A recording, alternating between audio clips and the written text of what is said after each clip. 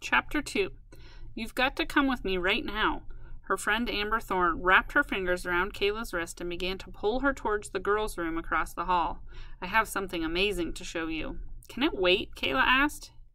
Hey, what's wrong? Amber didn't miss a thing. You've been crying. Come on. Kayla stared into Amber's vivid blue, black-rimmed eyes and let a resigned sigh escape. Nothing would stop her, so there was no sense in trying. Inside the girls' room, they sat on the metal bench against the tiled wall, and Kayla told Amber her bad news. It would have been nice if someone had let me know all these computer requirements would be important, she complained. I could have worked a little harder on my computer grades. I mean, you'd think one of my art teachers or a guidance counselor would have mentioned it. This is not fair, Amber cried, tossing back her metallic silver curls indignantly. You're the most talented artist I know. You can actually draw. How many other kids can do that? With them, it's all computer imagery. Amber was the most loyal friend imaginable, and Kayla loved her for it. She knew that even if she could draw only a stick figure, Amber would say that stick figure drawing was the truest kind of art, and that Kayla was an artistic genius who drew the best stick figures. Thanks, Amber, she said, but nobody cares anymore if you can draw or paint. And anyways, it doesn't matter, because without a scholarship, I'm blown up. Dad hasn't worked in over a month, and I don't even know when he's going back. My mother thinks he might already have been fired and doesn't want to tell us. If that's true, I don't know what kind of money they can give me for college. Tuitions are astronomical. God, you have to be a zillionaire's kid just to go to college. Really, Amber seconded, my dad keeps yelling about scholarships, but I'm never getting one. You have to be a brain or at least talented for that. You're talented, Kayla insisted. At what? Amber demanded to know. Well, you're a great friend, and you're pretty.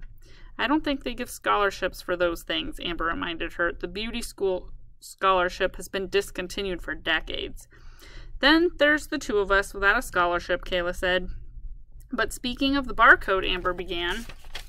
We weren't, Kayla pointed out. Okay then, say we were, she replied. She lifted her stretchy pink sleeve, pushing it above her elbow to reveal a curved reddish-brown line snaking up her arm. It coiled off into winding branches, festooned with exotic flowers design, and every few inches the garland split, curling off into more of a winding, complex design, continuing up for her forearm. Elaborately beautiful as it was, Kayla could only stare at one particular part of Amber's body art, the rigid, parallel black lines by her wrist, partially hidden within the design. When did you get it? She asked, stunned. You mean the two? Kayla nodded.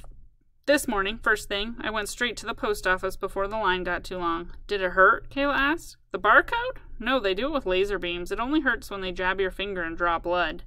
She examined her left thumb. The needle didn't even leave a mark, though. Why do they need your blood? Kayla couldn't see what blood had to do with the tattoo. Amber shrugged. Don't know.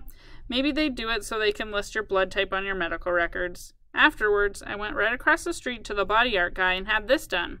Everybody's doing it. Look how he worked the barcode into the design. The scanner only picks up the code, so it doesn't matter if something is drawn over it. The design lasts at least 3 months. Isn't it final level?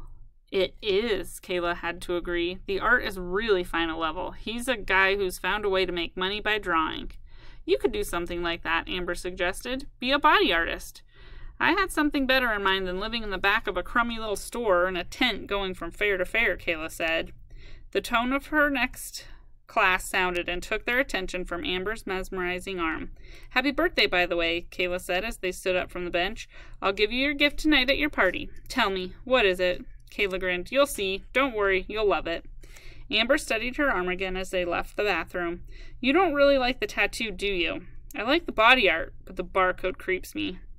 You've never liked new things. You've always been that way. You'll get used to it, though. It's really great. My junior license is in here. If I get stopped, I just have to show the cop my wrist.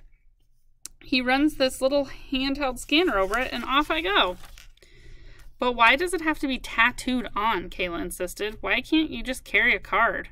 Oh, come on, Amber scoffed. Cards always get lost or stolen. Terrorists and thieves are constantly stealing your identity, or some stupid thing like that.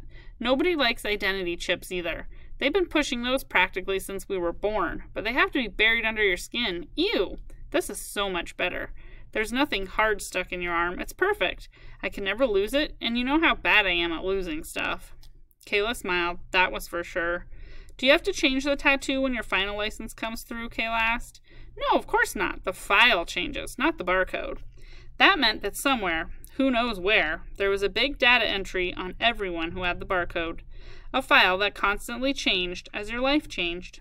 Kayla imagined banks and banks of drone-like workers at computers, tracking people, checking their records, and sending the information back to some central data bank, constantly updating and revising. Did they ever leave their computer screens? Could there ever be a moment when they were changing shifts, when some piece of information could slip by them? What if people weren't even involved? Maybe computers just zapped information back and forth across a vast network of circuitry, reporting your lives as if it were just data. Everyone has a file, Amber says. There's been a file on everybody for years. But people haven't always worn their files, Kayla argued. Amber shrugged, unconcerned. What's the difference? Walk me to class. I'm going home, Kayla told her. Why? School feels like a cage today. I can't sit still. You'd better not get caught.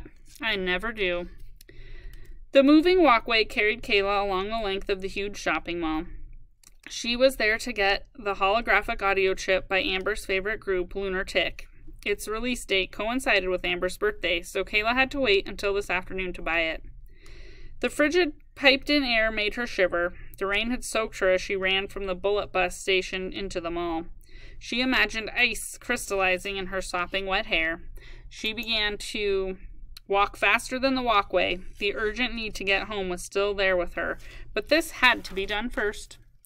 Was this an urge, an intuition, or just anxiety about her awful day? A need to get home and hide away?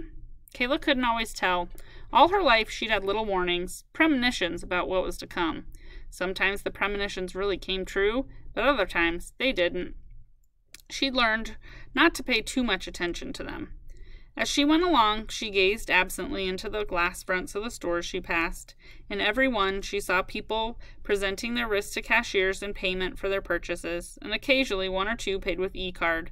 The cashiers looked annoyed when this happened. At the media store, Harmonic Spheres, as in most other stores, they took special miners' debit cards.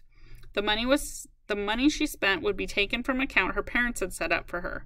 This was necessary since paper money and coins had been replaced with e-cards over the last 5 years. Finally, she stepped off the walkway. The Lunar Tick display was right here in front of the holographic spheres. The postage stamp-sized chip plugged into a holographic laser player that was as thin as an e-card. Kayla stood at the front of the store to watch the 12-inch musicians gyrate on the top of the laser player as they performed their new release, Home to Mars. Amber would flip. The chip came in a case with cover art that showed the band members hurling through space, headed towards Mars. Kayla could easily figure out how it was accomplished. An image of Mars, electronically chipped from a website, cleverly overlaid with digital images of the band members, and then placed on a digital space background. Swirl around some neon paint effects, select a font for the titles, and there you were, instant art. Simple to do, but the idea was clever. Maybe that's what art was now, coming up with amusing visual concepts. If so, she could do that. Her mind was full of images. At the counter, she presented her miner's debit card. The young sales clerk glanced at the birth date. You won't be using this much longer, he noted. He pushed up his sleeve and presented his barcode tattoo. Pretty soon, you'll have one of these. Yeah, sure, Kayla mumbled as she handed her the bag chip. Kayla got off the Globe Track bullet bus on a residential street of narrow attached row houses. The downpour had subsided to a drizzle, and on the other sidewalk, puddles reflecting the orange glow of sunset, spinning it around in their oily pools. Headed towards her house, she saw that people had gathered in a group ahead of her, so she quickly quickened her pace, going even faster as she realized they were standing in front of her yard. A siren blared and an ambulance sped past, its red light spinning. It stopped abruptly at the bottom of her driveway, and she ran towards it, splashing through puddles. The crowd by her house was thick, forming a wall between her and her front walk. Frantic, she pushed through the barrier of people. She was nearly to the front when a strong hand gripped her shoulder. A face became distinct, emerging from the blur of faces. It was Gene. In his late 20s, Gene lived with 2 roommates in the house next door. I heard your mother screaming and ran over, he told her, his eyes wild with the urgency of his story. But your front door was locked. Then the ambulance pulled up. I think it has to do with your father. Kayla broke free of Jean's grasp and pushed her way to the front. Then she stopped short. Paramedics bent over her father, who lay on the ground on a stretcher, his eyes shut. A sheet lay on top of him. Terror punched the breath from her chest. He was so white. She stood staring, paralyzed by a terrible feeling of unreality. His eyes darted right to the left beneath closed lids. Realizing he wasn't dead, she lunged to his side. "Dad!" she cried. A paramedic tucked the sheet tightly around him, and she saw that there was blood on it. "Dad, it's me!" His lids lifted a fraction and then relaxed. "We have to take him." The paramedic spoke to her as she gripped one end of the stretcher and his partner took the other. Her mother raced out of the house, her face wet with tears, her dark hair tangled. Ashley called the neighbor, Mrs. Fern. "What happened?" Ashley Reed's mouth opened to answer, but she spotted her daughter and seemed to forget what she was about to say. "Come on, Kayla," she said, wrapping her arms around Kayla's shoulder and guiding her towards the ambulance. "What happened, Mom?" Kayla asked. Her mother's hands covered her face, and she suddenly shook violently. "The barcode," she gasped through her tears. "The barcode did this to him."